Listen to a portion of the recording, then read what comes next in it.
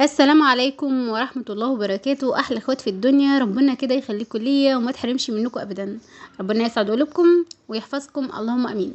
وصفة النهاردة وصفة بقى مميزة. لو عندك بقى فرخة ومحتارة تعمليها ازاي، دي افضل طريقة ممكن تعملي بيها الفراخ. عارفة ان في القناة بتاعتي عملنا طرق كتيرة قوي للفراخ وبتتبيلات مختلفة، بس الطاجن الفراخ ده بجد الاقرب لقلبي، لان مليان خضار كده وحاجات كده مغذية كتير. ولا هتقلي ولا هتشوي ولا هتسلقي، بجد طريقتها مميزة وطعمها خطير. تعالوا بس كده قبل ما ياخدنا الكلام، لو اول مرة تشوفوني ما تنسوش بس الاشتراك وتفعلوا الجرس على كلمة الكل عشان يوصل لك كل جديد. قبل ما نخش في الوصفة نصلي على الرسول، اللهم صل وسلم وبارك على سيدنا محمد يا حبيبي يا رسول الله. عندنا بقى هنا شوية خضار حلوين قوي، عندي بطاطس، عندي بصل، عندي بسلة وجزر، عندي طماطم، عندي فلفل، كمان عندي توم، كمان عندي طماطم كنت مسبكاها حاجة ما تكون متفرزة كده، وعندي في الفريزر، بجد بتسهل عليا الامور خالص. هنا بقى اول حاجة كده هنجيبها وهي الفرخة القمر دي، غسلناها كويس وشطفناها كده شطفة حلوة. نفتحها بقى من الظهر، مش هقطعها، انا عايزة افتحها بس كده من الظهر، يبقى شكلها جميل قوي في قلب الصينية. يا سلام بقى لو الصينية دي كده محطوطة على سفرتك كده في عزومة، بجد هتشرفك من كتر جمالها شكلها وكمان طعمها. خلاص كده هبدأ ان انا اعمل شرايح كده، فتحات كده في قلب الفرخة، عشان بقى لما نتبلها كده وتكون في قلب الصلصة اللي مليانة طعمها حلوة من الخضار، تتشرب كده من طعم الخضار ومن طعم التوابل، ويكون طعمها حلو. تمام كده. تعالوا بقى كده على الصينية بتاعتي اللي انا هدخلها في الفرن كده، بحط شوية زيت ومعلقة سمنة، نار بقى عالية كده، وهندي للفرخة القمر دي الصدمة بتاعتها، ونديها لونين حلوين كده، يعني لون حلو من على كل الجوانب. نار عالية زي ما انا قلت علشان ما تسرطش مية وتنزل مية، ما اقلبهاش ولا اجي يمها خالص الا لما اتاكد ان هي خدت لون. خلاص بقى كده ايه، اقلبها على الجهة التانية. عملنا طرق كتير لتسوية الفراخ، وهسيب لكم كل الطرق، كل طريقة مختلفة عن اللي قبلها، وكل تتبيلة مختلفة عن اللي قبلها. هسيب لكم كل ده في صندوق الوصف بإذن الله، وابدعوا بقى في طرق كتيرة قوي لتسوية الفراخ، وكل طريقة أحلى من اللي قبلها. هسيبها لكم كلها إن شاء الله في صندوق الوصف، والطريقة اللي تعجبكم جربوها. خلاص قلبتها بقى على الجهة التانية، ببدأ ان انا ابهر الفراخ بشوية من التوابل البساط قوي، زي الملح وفلفل اسود وشوية بهارات، وحطيت كمان اكيد حفظتوني السبع بهارات اللي انا عاملاها، بدخلها في كل الاكل حرفيا اللي انا بعمله.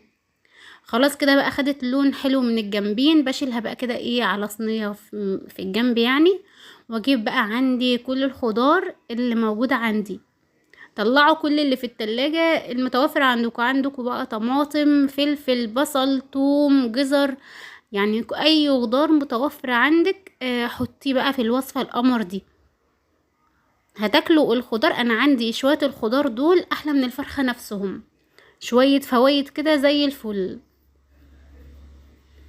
خلاص بقى نتبل برضو شوية البهارات كده، وكمان حطيتها فصين توم كده زي ما انت شايفة، حوالي معلقة صغيرة كده. التوم طلع ابيض شامع ازاي، ده زي لما انا قلت لكم قبل كده، مفرزاه معاكم وبجد حلو قوي، طريقته جميله جدا. شويه بقى ملح، شويه فلفل اسود، حطي مرقه دجاج لو مش حابه خلاص، حطي شويه شطه زي ما انت عايزه. بحب الاكل شويه كده بيبقى يعني مشطشط كده، فتلاقوني بكتر من الشطه، مش عارفه مالي اليومين دول بكتر الشطه ليه في الاكل. حطيت بقى كمان مرقه دجاج، وده اختياري، عايزينه تمام مش عايزينه خلاص. هقلب بقى كده وادي تشويحه حلوه للخضار.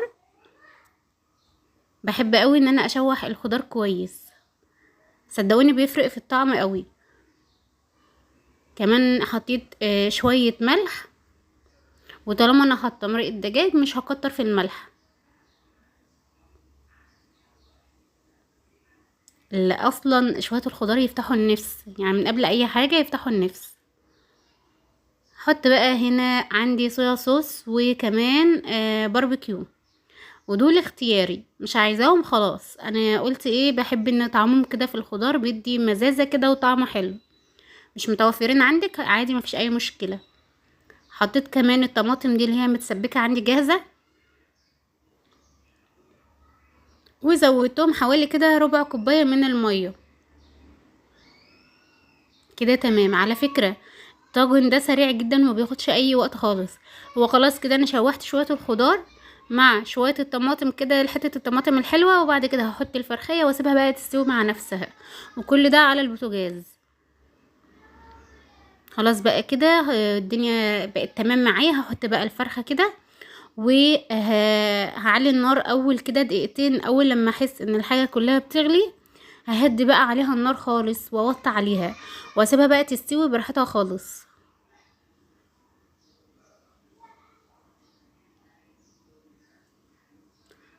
خلاص بقى كده اهي، لما لقيتها بقى غلت بهدي بقى عليها النار وبسيبها لحد اما بتستوي خالص. وكده خلاص خلصت معانا بكل سهولة. شوية المرقة اللي نازلين من قلب الفراخ مع الخضار دول بيودوا في حتة تانية. حطي بقى على الرز اللي بالشعرية، هتاكلي احلى شوية خضار بالمرقة كده، خطيرة.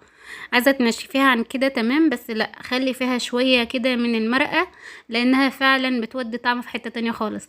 دخلتها بقى كده الفرن تاخد لون كده حلو، والله كمان لو من غير لون هي اساسا كفاية ريحتها وكفاية طعمها. دخلتها بقى كده الفرن. وفي خطوة اختيارية ممكن تعملوها او لا، تجيبي فحمة كده وتحطيها، بس انا استغنيت بصراحة عن الكلام ده. الطاجن ده مش محتاج فحمة ولا محتاج اي حاجة، هو كفاية ريحة الخضار مع الفراخ مودي. يعني هيوديكي في حتة تانية خالص. قد ايه بقى دايبة وطعمها حلو، واخدة لون جميل كده من الصلصة، حاجة كده تحفة بجد. جربوها على ضمانتي. كنت عاملة بقى جنبهم كده شوية رز بالشعرية. انا عندي الطبق ده كده بالدنيا كلها والله بجد، يعني مفيش جمال عن، يعني مهما تعملي وصفات مفيش. شفتوا لساني يعني عاجز عن الوصف ازاي من كتر جماله. لساني مش عارفة اتكلم، انا مش عارفة اتكلم.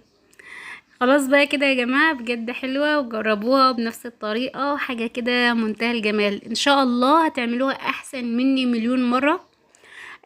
ربنا يحسن ما بين ايديكم، ويا رب كده الوصفة تكون حلوة وخفيفة كده على قلوبكم، واكون افدتكم. ولو افاضة بسيطة انا هكون مبسوطة. يعني بقى خلاص وصلنا لاخر الفيديو. اتمنى الفيديو يكون عجبكم، ولو عجبكم ما تنسوش بقى الاشتراك كده وتفعيل الجرس، واهم حاجة تضغطوا على كلمة الكل عشان يوصل لكم كل جديد. اسيبكم بقى كده في رعاية الله، احلى اخوات في الدنيا، مع الف الف سلامة. مع السلامة.